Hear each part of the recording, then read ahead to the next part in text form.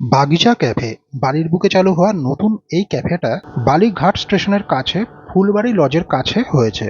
গত 15ই আগস্ট আমরা চলে এসেছিলাম এখানে। ঢুকে প্রথমেই যেটা নজর কাড়বে সেটা হলো এখানকার অ্যাম্বিয়েন্স। ছোট জায়গার উপরে হলেও খুব সুন্দরভাবে যত্ন করে সাজানো, আর যার মধ্যে রয়েছে একটা বাঙালিয়ানা ছোঁয়া।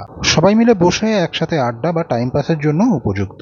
মেনু কার্ডের মধ্যে ব্রেকফাস্টে চা কফি থেকে প্রচুর আইটেমের সম্ভার। আমরা অর্ডার দিয়েছিলাম মিক্সড চাউ চিলি চিকেন আর পরোটা চিকেন কষার কম্বো।